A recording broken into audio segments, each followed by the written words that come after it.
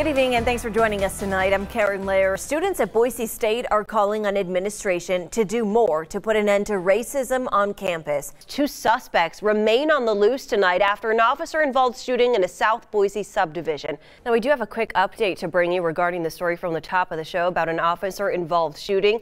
The man that was on the run in that case has turned himself into police a short time ago on an unrelated warrant.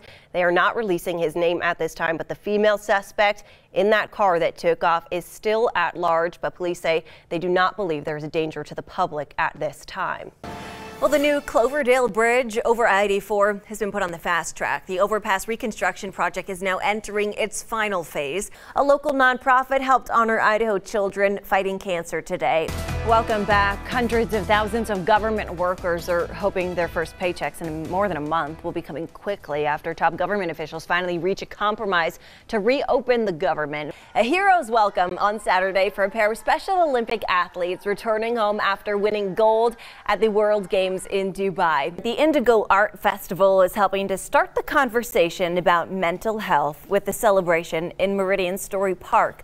Well, it's a blessing and a curse. That's how Eagle Mayor Stan Ridgway describes his community's popularity. A Weiser High School student is facing charges after district officials say he threatened violence upon the school's principal. Thousands of people are expected to bring in the new year at Capitol Park for the 6th annual Idaho Potato Drop. Well, not all heroes wear capes, and for senior and severely ill dogs in the Treasure Valley, their hero is a woman in Nampa named Kimberly.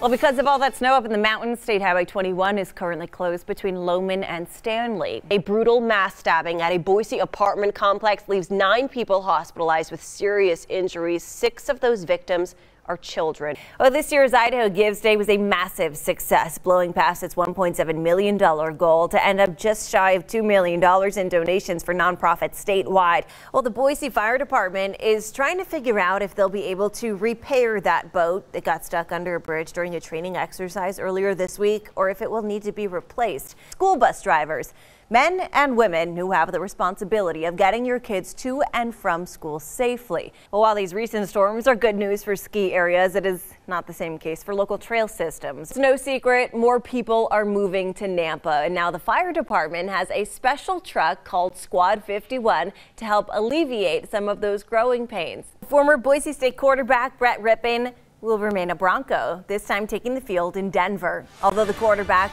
went undrafted in this year's NFL draft, it didn't take long for him to sign on with a big league team as a free agent. If you live in the Treasure Valley, odds are you already know someone who's checked out the brand new Albertsons Market Street store in Meridian, and it's only been open for a few hours. Spring is definitely in the air here in the valley, and for many people that means it's time to start planting your summer garden.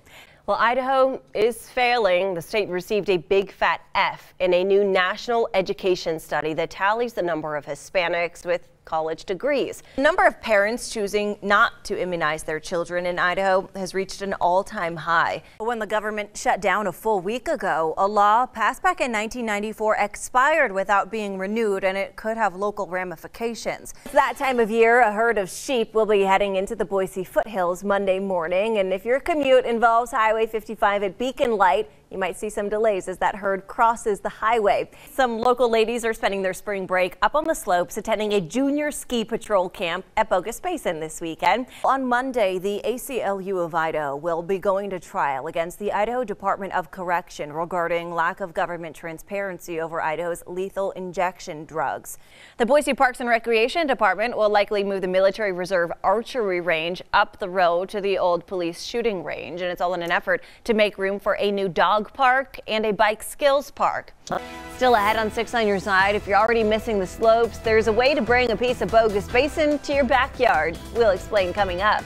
Idaho is known as the whitewater state, but rafting gear or going out with a guide can get pretty expensive. So for that reason, many kids don't get the chance to experience the rush. Well, if you've ever dreamed of becoming a real-life mermaid and you don't mind traveling all the way to Florida, now is your chance. So if you were hoping to see a giant lizard on a leash today, you are welcome. Yeah, there you go. That's what I thought first thing when I woke up this morning. There you go. You're welcome, Steve. I would say call in sick on Friday. No, yeah. I didn't say that. I didn't suggest that. Are you going to be here on Friday? Is that coming on? Oh, wow. I'm so sorry. I hope you feel better really soon. Thanks. Yeah. All right. Thanks, Steve.